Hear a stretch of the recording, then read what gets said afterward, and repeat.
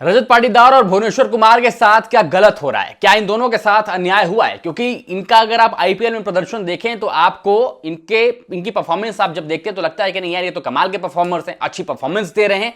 लेकिन फिर भी रजत पाटीदार और भुवनेश्वर कुमार को टीम इंडिया में सिलेक्ट नहीं किया गया। चर्चा बहुत तेज थी कि भाई हो सकता है भुवी आपको वहां पर दिखाई दें, हो सकता है रजत पाटीदार आपको दिखाई दें। रजत पाटीदार को लेकर चीफ सेलेक्टर ने बोला भी कि भाई रजत पाटीदार भी कंटेंडर थे, मतलब रजत पाटीदार भी निगाह में हैं सिलेक्टर्स के, हो सकता है उनको भी इंक्लूड किया जाए। लेकिन टी20 टीम में रजत पाटीदार की जगह बनाना थोड़ा सा मुश्किल तो नजर आता है ना। आप किसके साथ अन्याय करेंगे? देखिए कई बार ऐसा होता है ना कि किसी के साथ अन्याय नहीं होता, वो शायद सेलेक्टर्स की भी मजबूरी होती है और शायद ये भी होता है कि बहुत टाइट स्पेस होता है। आपने सूर्य कुमार यादव को रिप्लेस किया, लेकिन अगर आप रजत पाटीदार को कप्तान बनाते तो श्रेयस अय्यर के साथ क्या वो इनजस्टिस ना होता? आप ये कहते ना कि नहीं यार ये तो श्रेयस अय्यर के साथ गलत है, क्योंकि श्रेयस अय्यर आप देखते हैं उस इकोसिस्टम में कितने लंबे समय से बने हैं, उन्होंने कितनी अलग अलग फ्रेंचाइजीज के साथ प्रूव किया है, लगातार ग्राइंड कर रहे हैं। उनकी खुद की परफॉर्मेंस भी आप देखते हैं, मतलब वहां पर आपको कोई लूप होल नजर नहीं आता। श्रेयस अय्यर की बल्लेबाजी देखें, कप्तानी देखें, कहीं पर भी अब मैं ये नहीं कहेगा भाई रजत पाटीदार में आपको कोई लूप होल नजर आता है। भाई उस बंदे ने आरसीबी जैसी फ्रेंचाइजी को लीड किया इतनी एक्सपेक्टेशंस के साथ और 2 बार चैंपियन बनाया है, कोई आम बात नहीं है, कोई आसान बात नहीं है। और आपने जब वो रिस्पॉन्सिबिलिटी ली तो आपको मतलब लोग शायद नहीं जानते थे, बट आपने आरसीबी को चैंपियन बनाया, दुनिया की नजर में आया और आपकी खुद की परफॉर्मेंस कमाल की है। लेकिन आप किसकी जगह खिलाएंगे? अब like for like replacement Surya Kumar Yadav के श्रेयस अय्यर हो गए, ठीक है। नंबर 5 आप किसको वहां पर हटा देंगे? आप शिवम दुबे को हटा देंगे, आप अक्षर पटेल को हटा देंगे, आप हार्दिक पांड्या को टी20 टीम से हटा देंगे। खैर वो नहीं है, लेकिन बाली जब वो आते हैं तो फिर वो तो जगह है ही ना उनके फिक्स समय से, आप उनको प्लेइंग 11 से हटा नहीं सकते हमेशा। मतलब आप ये नहीं कहेंगे कि नहीं Hardik Pandya is out of playing 11, आप ये सोच भी नहीं सकते, इमेजिन भी नहीं कर सकते। ऊपर आइए, आप नंबर 4 पर श्रेयस अय्यर खेलेंगे, नंबर 3 ईशान किशन हटा नहीं सकते ओपनिंग स्लॉट से। आप रजत पाटीदार को वहां रखेंगे नहीं कि भाई ओपनिंग स्लॉट आपके पास अभिषेक शर्मा है, वैभव सूर्यवंशी है, संजू सैमसन है, किसको हटाओगे? किसकी जगह पर रजत पाटीदार आएंगे? हाँ ये हो सकता है कि भाई अगर कोई इंजर होता है तो उसकी जगह पर डायरेक्ट एंट्री जो है वो रजत पाटीदार की हो सकती है। अब रजत पाटीदार को आप सिर्फ कप्तानी के रोल में देखते हैं, मुझे ऐसा लगता है कि रजत पाटीदार को अगर टीम इंडिया में आना है तो शायद पहले वो एज प्लेयर अपनी जगह टीम इंडिया में बनाएं, वो ज्यादा बेहतर होगा, वो ज्यादा सूटेड होगा। उसके बाद जब आप एज कैप्टन रजत पाटीदार को देखते हैं तो लगता है कि ठीक है, हाँ पहले एज प्लेयर अपनी जगह बना लें, फिर आप एज कैप्टन अपने को प्रूव कर सकते हैं। हो सकता है अब ऋतुराज गायकवाड़ को देखें, ऋतुराज गायकवाड़ कहीं से भी ऐसे तो नहीं लगता कि भाई उनको टीम इंडिया से दूर रखो। जब उसको मतलब उनको टीम इंडिया में जगह मिली है, उन्होंने उसको जस्टिफाई किया, उस पोजीशन को जस्टिफाई किया कि हाँ भाई मैं ओडीआई टीम के सेटअप में रह सकता हूं। लेकिन अनफॉर्चुनेटली क्या होता है भाई, वो नहीं रहते उस सेटअप में, उस स्कीम ऑफ थिंग्स में नहीं हो पाते। किसको हटा दोगे? आप विराट कोहली को हटाओगे, केएल राहुल को हटा दोगे, आप किसको आप ऊपर से रोहित शर्मा हटा देंगे, शुभमन गिल हटा देंगे, किसको हटा दोगे? नहीं हटा सकते ना यार। आप मिडिल ऑर्डर में ही खिलाओगे, आप श्रेयस अय्यर को हटा दोगे? नहीं हटा सकते। तो यही रजत पाटीदार के साथ भी अब हो सकता है कि अगर कोई इंजर हो, चाहे ओडीआई सेटअप में हो चाहे टी20 सेटअप में हो, तो टी20 में आप रजत पाटीदार को देखते हैं, ओडीआई में आप रजत पाटीदार प्लस ऋतुराज गायकवाड़ दोनों को देख सकते हैं। अगर धीरे धीरे वो स्पेस बनता जाएगा तो धीरे धीरे इंक्लूजन होता जाएगा। जब स्पेस ही नहीं, आपके पास वो सारे प्रूवन परफॉर्मर्स हैं, आप वहां पर स्पेस नहीं बना सकते। रजत पाटीदार के केस में ये तो मैं मानूंगा।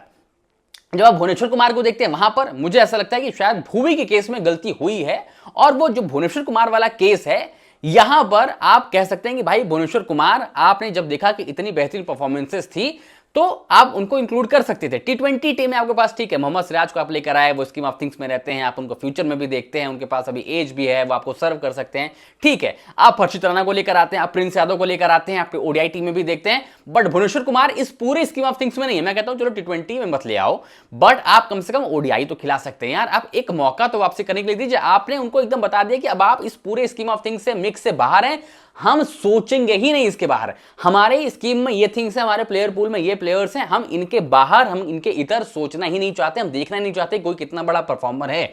अगर भुवनेश्वर कुमार के पास अभी भी वो धारदार गेंदबाजी जो कि हम लगातार देख रहे हैं, अच्छी गेंदबाजी वो कर रहे हैं, अगर वो प्रूव कर सकते हैं, अगर वो उनके पास वो पॉइंट है जहां पर उस गेंदबाजी पर दिखा रहे हैं कि भाई मैं यहां हर जगह परफॉर्म कर सकता हूं, मेरे पास 1.5-2 साल क्रिकेट है जहां पर आपका एक ओडीआई वर्ल्ड कप बीत जाएगा, आप वैसे भी तेज गेंदबाजी को लेकर स्ट्रगल कर रहे हैं, चाहे हर्षित राणा हो चाहे प्रसिद्ध कृष्णा हो, मतलब आप देखते हैं कि वो रिदम आपको हमेशा मैच होती नजर नहीं आती। आप प्रिंस यादव को ट्राई कराना, आप 1.5 साल में प्रिंस यादव को क्या इतना ग्रूम कर देंगे वो ओडीआई वर्ल्ड कप खेलने?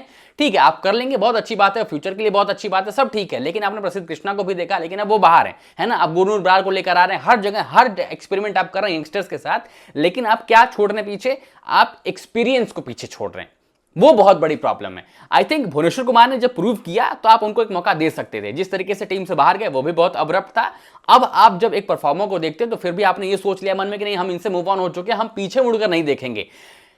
आई थिंक अगर वो एक्सपीरियंस आप टीम इंडिया के साथ रखते, अगर आप वो एक्सपीरियंस इन यंगस्टर्स के साथ साझा करने का उनको मौका देते, मुझे ऐसा लगता है कि वो बेटर चॉइस होती, एक बेटर पिक होते। बट अब सेलेक्टर्स की एक सोच है कि भाई हम पीछे मुड़कर नहीं देखेंगे, हम उनको लेकर नहीं आएंगे, वो चाहे कुछ भी कर लें, अगले मैच अगले सीजन में फिर से पर्पल कैप देख लें, अगले सीजन में वो फिर से कुछ बहुत बेहतरीन कर दें। लेकिन हमने सोच लिया है कि हम मूव ऑन करेंगे, तो हम मूव ऑन करेंगे। अब वो चाहे कुछ भी कर लें, जैसे मोहम्मद शमी के साथ है यार, मोहम्मद शमी की फिटनेस को लेकर बोला गया, क्या कुछ नहीं बोला गया, बट मोहम्मद शमी ने हर जगह पर अपने आप को प्रूव किया। हाँ, T20 आई गेंदबाजी देखते हैं, वहां पर शायद वो चूक गए इस IPL सीजन में। शुरू की नई गेंद अच्छा ठहराते थे, लेकिन जब आप डेथ में पुरानी गेंद से गेंदबाजी देखते हैं तो शायद मोहम्मद शमी वहां पर आपको थोड़ा सा प्रेडिक्टेबल नजर आते हैं और मार भी उनको पड़ती है, नो डाउट इन दिस। लेकिन आप टेस्ट क्रिकेट में, आप ODI सेटअप में देखते हैं मोहम्मद शमी परफॉर्मर भी हैं, मोहम्मद शमी परफॉर्म करते हैं, तो आप सब कुछ वहां पर उनको बेहतर करते देखते हैं। लेकिन फिर भी सिलेक्शन नहीं होता ना, आप हमेशा यंगस्टर्स को चूज करते हैं। तो आई थिंक यंगस्टर्स को, या मतलब आपको जो लगता है कि ये प्लेयर आगे हमें सर्व कर सकते हैं, उनके साथ आप मोहम्मद सिराज को भी सेटअप से बाहर कर चुके थे, लेकिन अब जरूरत पड़ी तो आप मोहम्मद सिराज को लेकर आए। लेकिन भुवनेश्वर कुमार नहीं आएंगे, क्यों? एक सोच है, एक परसेप्शन है कि हमें उनसे ऊपर उठना है। अब इनके पास वो क्रिकेट नहीं है, हम इनको लेकर आएंगे, डेब्यू करा देंगे, मौका दे देंगे, लेकिन कोई पॉइंट नहीं है। तो आई थिंक ये शायद एक गलत सोच, एक गलत धारणा जो है शायद बन चुकी है मेरे हिसाब से। अगर मुझे ऐसा लगता है, जो मुझे लगता है वो सही हो, तो क्योंकि सेलेक्टर्स ने एक चीज तो बता दी कि भाई Mohammad Shami, Bhuvneshwar Kumar, we have moved on from him, अब हमें ये नहीं चाहिए। तो आई थिंक ये सोच बहुत क्लियर है, और शायद मेरे हिसाब से एटलीस्ट ये सोच तो गलत है। आप एक्सपीरियंस को तरजीह दीजिए, एक्सपीरियंस मतलब जो उनका परफॉर्मर है, जो वो परफॉर्मेंस दे रहे हैं, आप उनको तवज्जो दीजिए, उनको आप सेलेक्ट करिए, और शायद आपके जो युवा गेंदबाज है उनके साथ अगर वो रहेंगे तो ग्रूम होने में तेजी होगी, ग्रूम होने में उनको मदद मिलेगी और ज्यादा बेहतर होगा। खैर, सिलेक्शन दोनों का नहीं हुआ। रजत पाटीदार मैं फिर भी कहूंगा कि चलो ठीक है, चलता है, but Bhuvneshwar Kumar I think थोड़ा सा हार्ड कॉल तो है। कमेंट्स में आप लोगों इन दोनों के सिलेक्शन पर अपनी ओपिनियन बताइएगा कि सिलेक्शन ना होना क्या सही था या गलत ये फैसला है। वीडियो पसंद आए तो लाइक करिएगा, शेयर करिएगा, टॉप सीक्रेट स्पोर्ट्स को सब्सक्राइब जरूर करिएगा।